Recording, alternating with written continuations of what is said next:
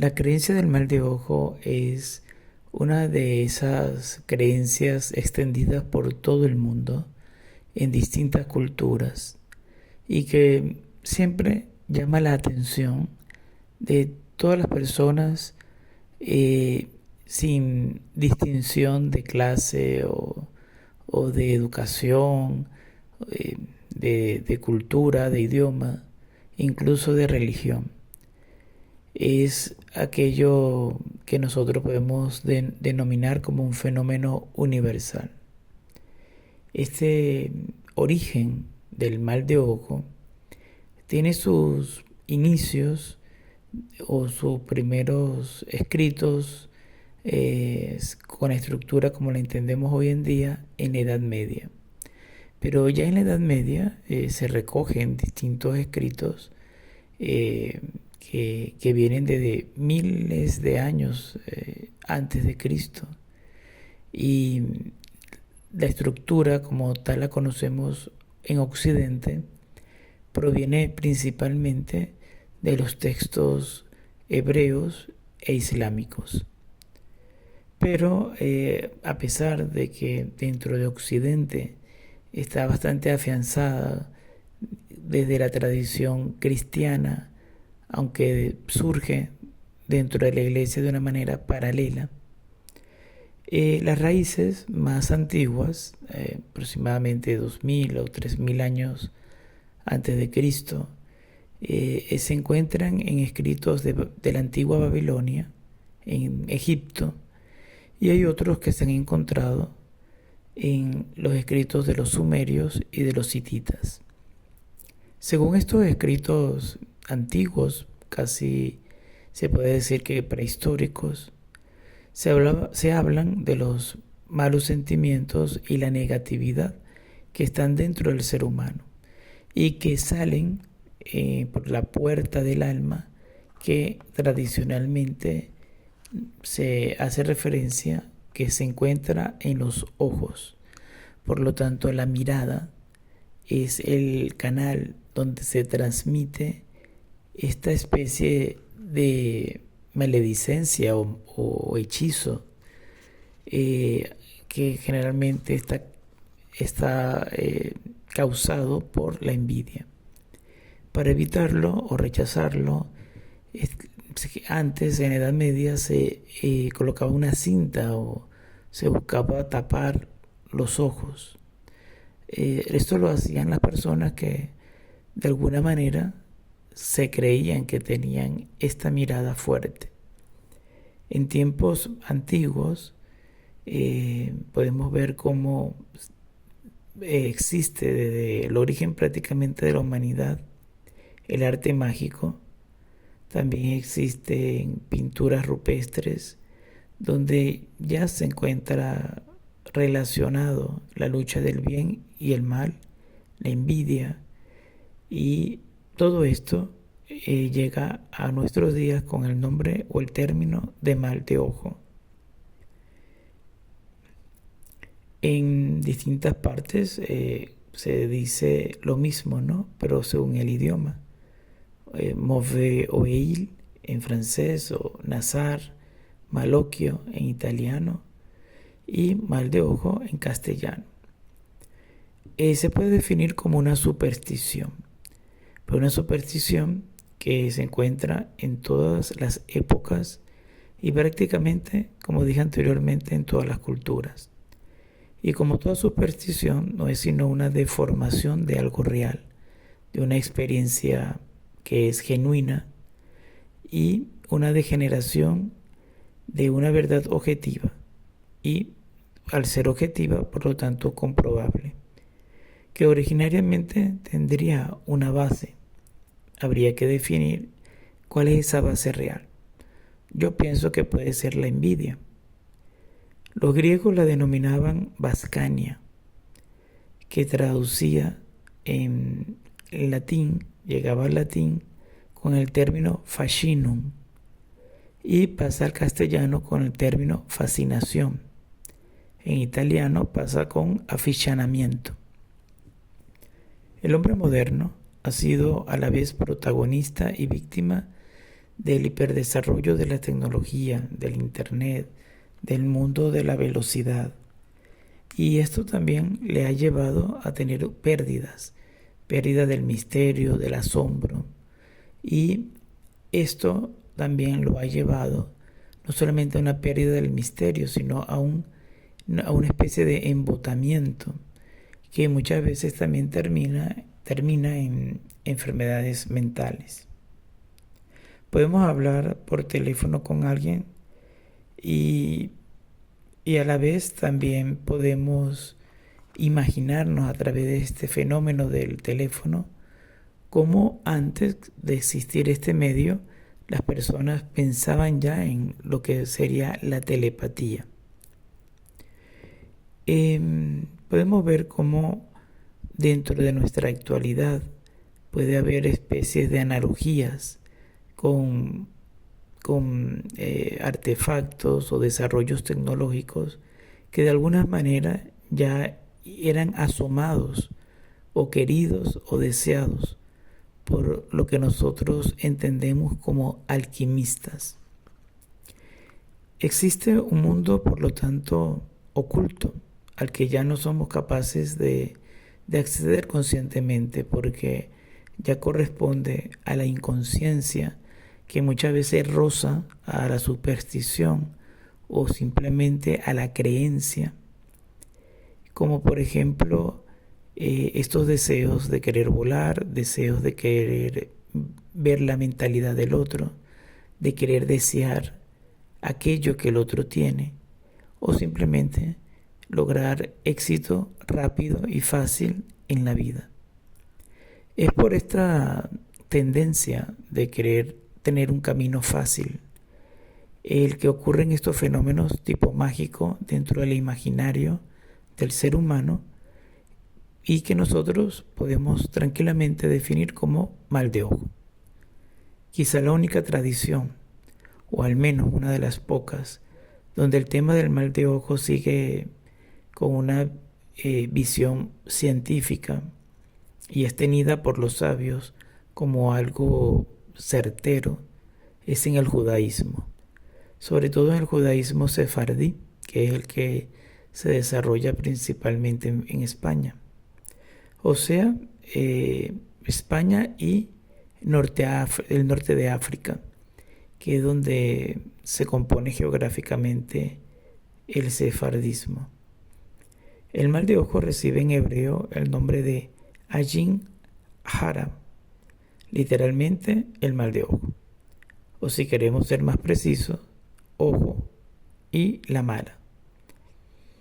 Es un término femenino y que está acompañado del término ha, que es un artículo. También aparece como Ayin Ra, ojo mala, y está íntimamente relacionada con los celos y la envidia. Aquí ya vemos dos aspectos humanos que se intenta explicar a través del mal de ojo. Ayin, que es este término hebreo, también es una letra cargada de significado que ha hecho derramar ríos de tinta para lo que es la variación del judaísmo llamado cabalista. Esta letra Ayin tiene una forma en la cual recuerda al rostro humano, en el que destacan dos ojos.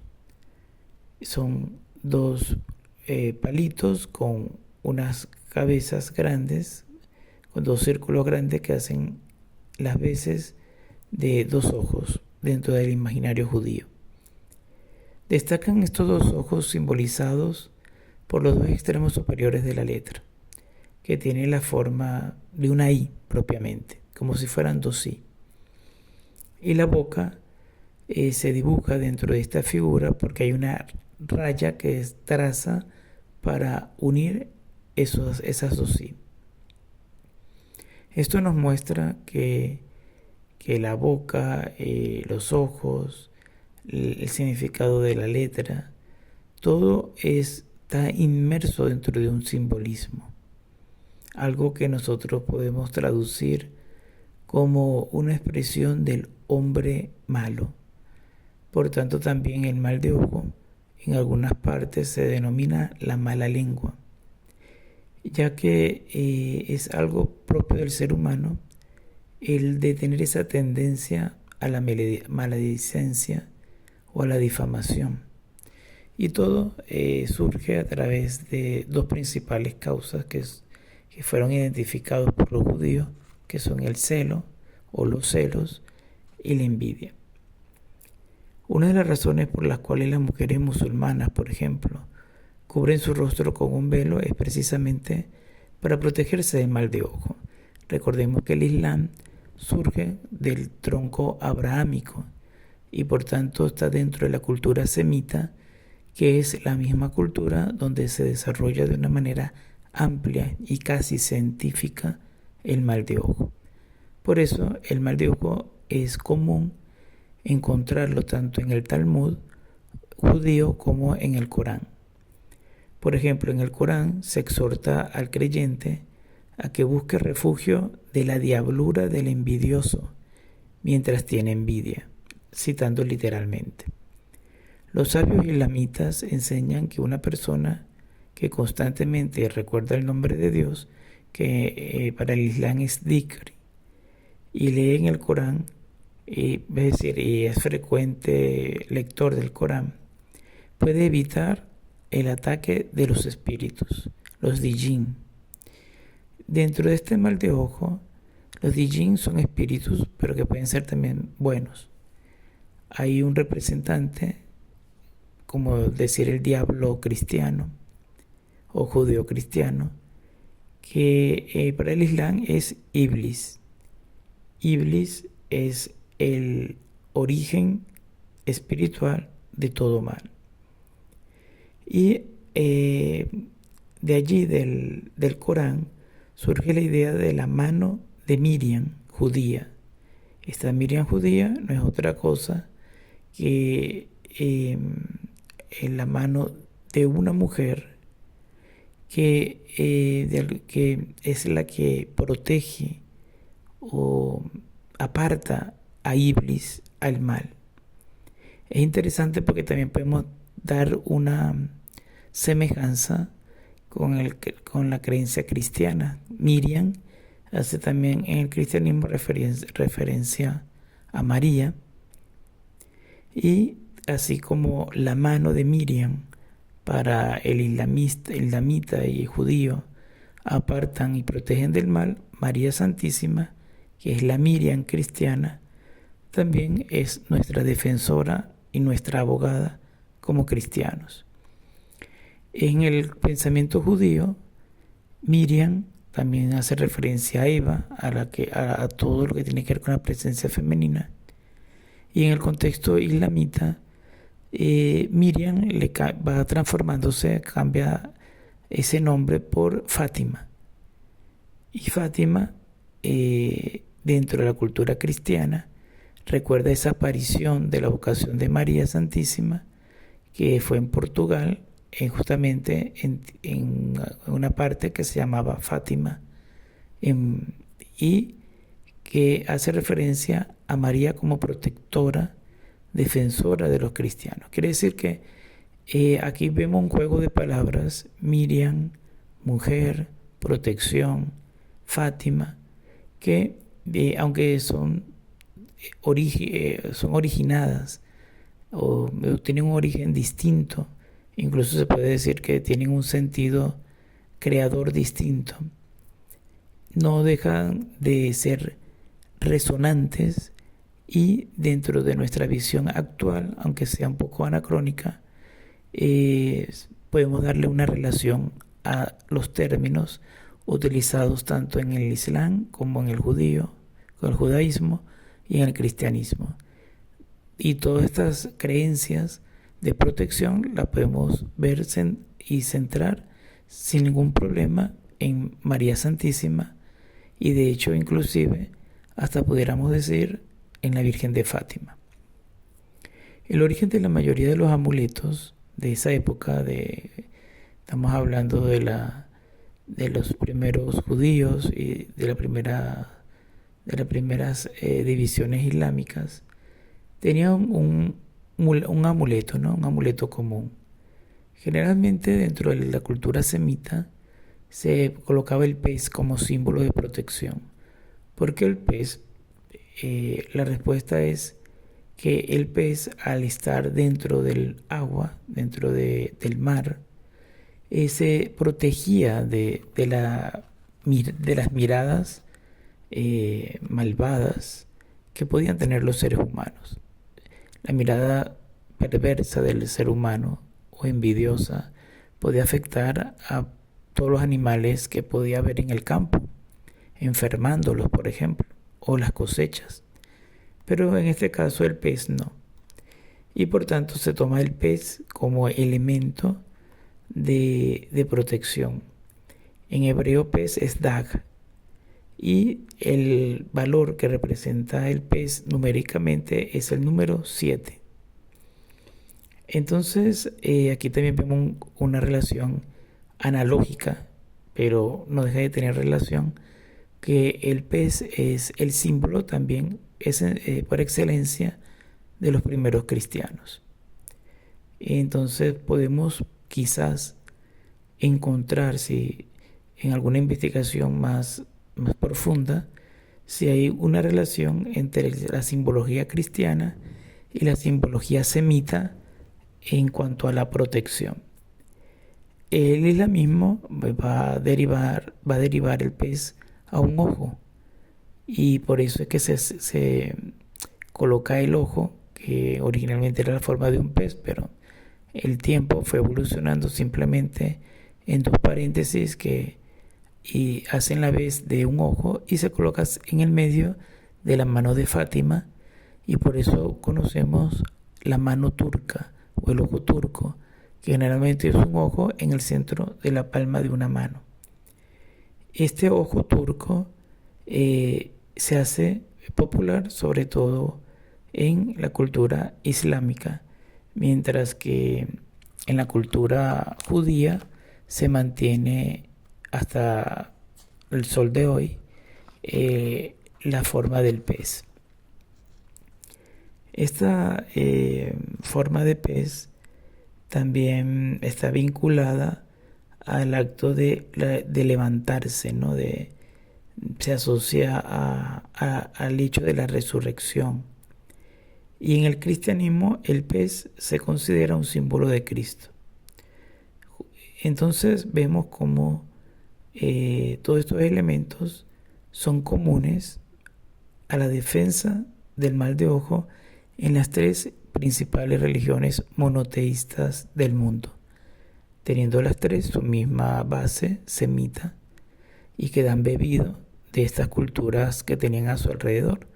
Beben de la cultura babilónica, hititas, egipcias. Después el ojo que está dentro de la palma se va relacionando con otros animales, ¿no? Y un principio se relacionaba con la serpiente, otras veces con el pavo real. Y después, más adelante, dentro del imaginario islámico, la serpiente quedó representando la parte negativa del ser humano. También esto lo toma el cristianismo y el judaísmo. Y el pavo real quedó como la parte positiva o angelical del ser humano. Entonces ya la parte mala es representada por la serpiente, la parte buena es representada por el pavo real. También, según los escritos, se representa el príncipe y el ermitaño, haciendo también esa comparación de que el príncipe es esa astucia negativa, y el ermitaño, en cambio, es la representación de la sabiduría. Esto llega a plasmarse hasta el siglo XIII dentro de la tradición judía. Los peces siguen creyéndose en esta época que no están sujetos al mal de ojo al estar bajo del agua. Estar bajo las aguas es interpretado por la Torá como estar sumergido. Y hace referencia también al bautismo de Juan Bautista, ¿no? En la cual se bautizan las personas para renacer como ese pavo real, o también vamos a hablar de un ave fénix, ¿no? Para entenderlo mejor, pero ese pavo real tiene una relación directa con el pez, y a su vez ese resurgir de las aguas significa volver a nacer y limpio de todo mal. Por tanto, este sumergirse es también una protección del mal de ojo. Esto queda plasmado en el Torah, y justamente en la parte judía es la que va desarrollando todo este imaginario que va dando forma a Occidente sobre lo que es el pecado de la envidia. En el tratado talmúdico Baba Metzia se enseña que la bendición únicamente recae sobre aquello que no se puede contar.